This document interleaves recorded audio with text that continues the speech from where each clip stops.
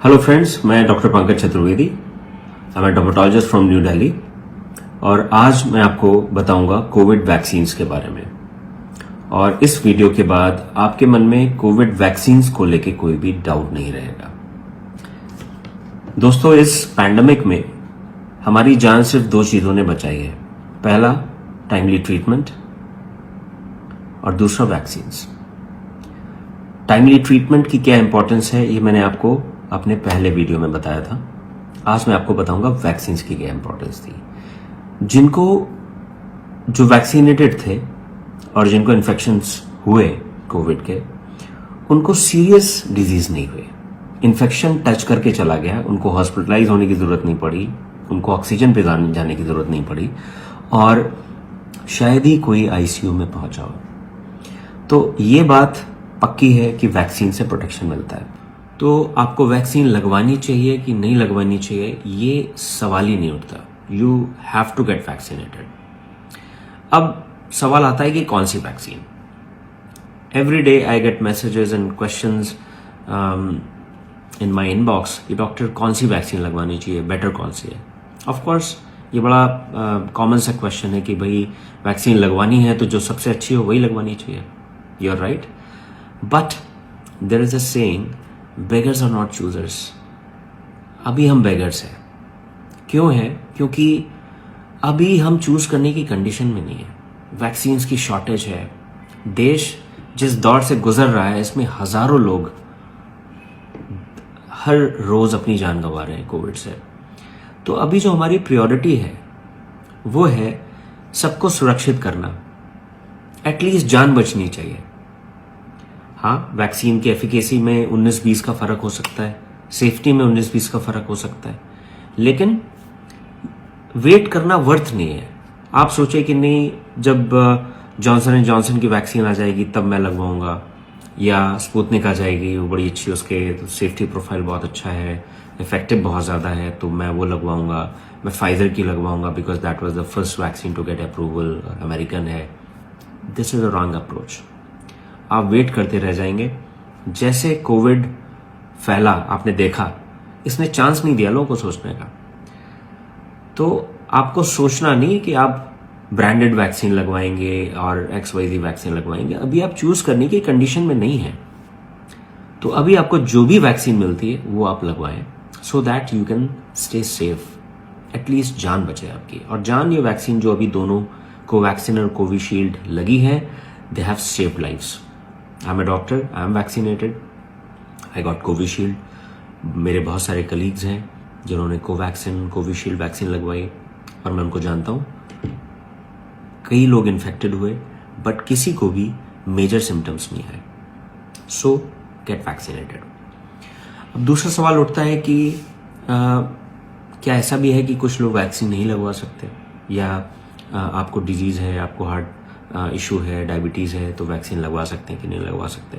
तो मैं कुछ सिनेरियो डिस्कस करूंगा, आपको बताऊंगा कि आप वैक्सीन लगवा सकते हैं या नहीं लगवा सकते। मोटे तौर पे अगर देखें तो वैक्सीन के तीन कॉन्ट्राइंडिकेशंस हैं। पहला, जो सबसे मेजर कॉन्ट्राइंडिकेशन, मतलब कौन लोग वैक्सीन नहीं लगवा सकते। नंबर 1, अगर आपको एनाफाइलैक्सिस की हिस्ट्री है। एनाफाइलैक्सिस क्या है? कोई भी मेजर रिएक्शन, सीरियस एलर्जी जिसने आपको हॉस्पिटल में पहुंचा दिया हो, लाइफ थ्रेटनिंग रिएक्शन। तो अगर आपको कोई भी लाइफ में किसी भी ड्रग को लेके या किसी भी खाने की चीज को लेके या किसी इंजेक्शन या वैक्सीन को लेके लाइफ थ्रेटनिंग रिएक्शन हुआ है, एनाफाइलैक्सिस, तो आप वैक्सीन के लिए कैंडिडेट नहीं है, क्योंकि ये अपने आप में एक लाइफ थ्रेटनिंग कंडीशन है।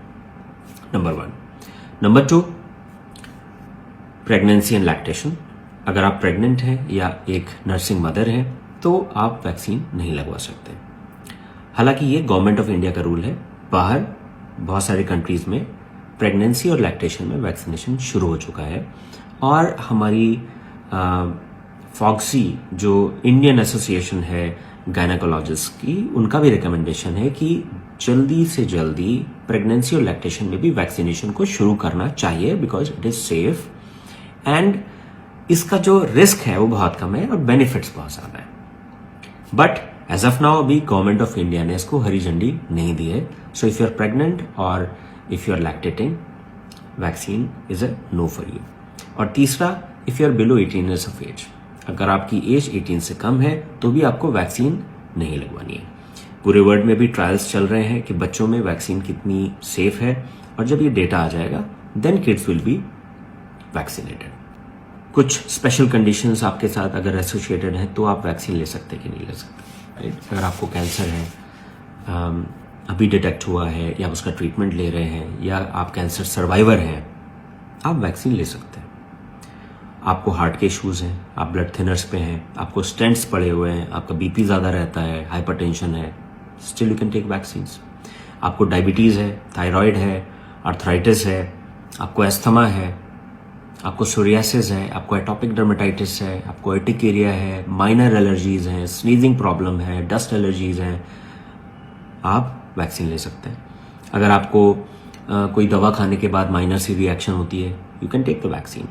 Only a major reaction which is life threatening is a contraindication. हल्की फुल्की एलर्जीज कॉन्ट्राइंडिकेशन नहीं है। आप वैक्सीनेटर को, जब भी आप वैक्सीन लगवाने जाएंगे, वैक्सीनेटर को बताएंगे कि सर मुझे ये एक माइनर सी एलर्जी रहती है, मुझे साइनस की प्रॉब्लम है, मुझे अस्थमा है, इंफॉर्मेशन देंगे, most probably he will vaccinate you. अगर आप HIV पॉजिटिव हैं, you can go for vaccines. अगर आप इम्यूनोसप्रेसिव मेडिसिन में हैं, ऐसी मेडिसिन जैसे कई बीमारियां जिनमें हैवी डोज ऑफ स्टेरॉइड्स चलते हैं, कई ऐसी बीमारियां हैं जिसमें मीथोट्रैक्सेट या बहुत ही स्ट्रॉन्ग इम्यूनिटी सप्रेस करने वाले ड्रग्स चलते हैं, then also you can take vaccines. अगर आपको जेनेटिकली ऐसी बीमारी है जिससे आपकी इम्यूनिटी कम हो रखी है, जिनको बोलते हैं immunodeficiency disorders, you can take the vaccine. लेकिन ये तीनों कंडीशंस, अगर आपके इम्यूनो सप्रेसिव मेडिसिन चल रहे हैं, अगर आप HIV पॉजिटिव हैं, या आपको जेनेटिक डिजीज है जिसमें आपकी इम्यूनिटी कम हो रखी है, इम्यूनो डिफिशियंसी डिसऑर्डर्स हैं, तो वैक्सीन का इफेक्ट थोड़ा सा आपको कम आएगा। You may require additional boosters as per the physician's recommendation, as per the government's protocol, but you have to take vaccines. Clear? अब बात करते हैं कोविड के बारे में। अगर आप अभी कोविड पॉजिटिव हुए हैं तो आप अपने रिकवर होने का वेट करेंगे, जिसमें रफली 2 to 3 वीक्स का समय लगता है। रिकवरी के 4 to 6 वीक्स के बाद आप वैक्सीन लगवा सकते हैं। अगर आपने फर्स्ट डोज ली और उसके बाद आप कोविड पॉजिटिव हो गए, then also you will wait for the recovery, और उसके 4 to 6 वीक्स के बाद आप वैक्सीन लगवा सकते हैं। अगर आप किसी भी बीमारी के लिए हॉस्पिटल में एडमिटेड हैं तो आपको 6 to 8 वीक्स वेट करना पड़ेगा, और उसके बाद आप वैक्सीन लगवा सकते हैं। अगर आपको कोविड नहीं है बट आपको फीवर है, तो आप फीवर के सेटल होने का वेट करेंगे, एंड आफ्टर अ वीक और 2 you will take the vaccine. तो बुखार आने के 1 या 2 हफ्ते के बाद आप वैक्सीन ले सकते हैं, बशर्ते कि वो कोविड इन्फेक्शन ना रहा हो। अब आते हैं वैक्सीन लेने के बाद डूज एंड डोंट्स। तो पहली चीज़ ये है कि जब आप वैक्सीनेटर के पास जाएंगे, you will discuss your medical issues कि भाई आपको एलर्जीज हैं, आपको माइनर डिजीज है, या ब्लड थिनर्स में, ये सारी चीज़ें आप उसको बताएंगे, because most of the vaccinators they are also collecting the data. और उसके बाद आप वैक्सीन लेंगे। वैक्सीन लेने के बाद आपको 30 मिनट्स के लिए ऑब्जर्वेशन के पीरियड में रखा जाता है। क्यों? क्योंकि this is a drug which you haven't taken ever, and I spoke about anaphylaxis. तो एनाफिलैक्सिस किसी को भी हो सकती है, किसी भी मेडिसिन से हो सकती है, and there is always a first time.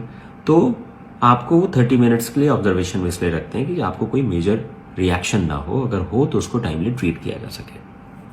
After that you can go. फिर आते हैं क्वेश्चंस डूज एंड डोंट्स के बारे में कि वैक्सीन के बाद हमें क्या खाना चाहिए, क्या पीना चाहिए, क्या हम कर सकते हैं, क्या नहीं कर सकते। तो इसका कोई भी मेजर डूज एंड डोंट्स नहीं है। बहुत सारे मिथ्स फैले हुए हैं कि after the vaccination you can not drink alcohol. बिल्कुल गलत है। There is no connection of alcohol and vaccine. You can take alcohol after vaccination, इससे आपकी इम्यूनिटी पे कोई फर्क नहीं पड़ेगा। नंबर 2, आप पेन किलर्स नहीं ले सकते वैक्सीनेशन के बाद, बिल्कुल गलत है। अगर आपको पेन है, अगर आपको फीवर है, you can take paracetamol, you can take painkillers. अब क्वेश्चन आता है कि अगर हमारे पास सारे वैक्सीन अवेलेबल होते तो हमें कौन सी वैक्सीन चूज करनी चाहिए थी?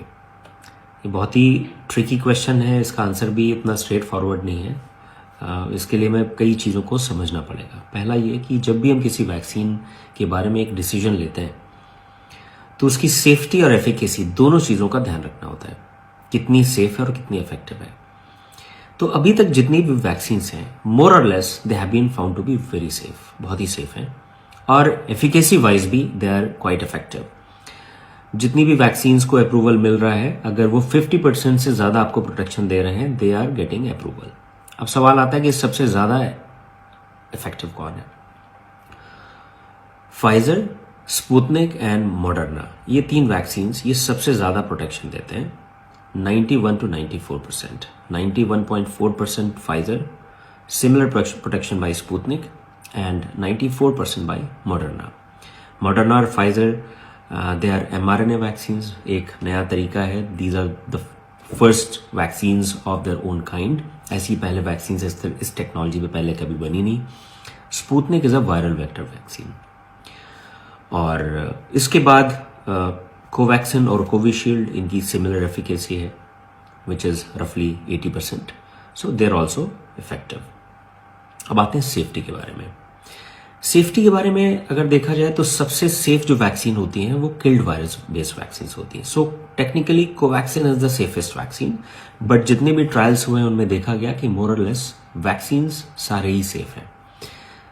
सिर्फ एक कोविशील्ड वैक्सीन के साथ एक रेयर कॉम्प्लिकेशन देखा गया, वो था क्लॉटिंग का। ऐसा देखा गया कि लगभग 225 लोगों को क्लॉटिंग के इश्यूज आए 34 मिलियन लोगों को वैक्सीनेट करने के बाद, which is 0.001%, you can say 1 in 1 lakh। लेकिन ये देखा गया कि ये जो क्लॉटिंग का रिस्क है ये यंग लोगों में और ज्यादा हो जाता है।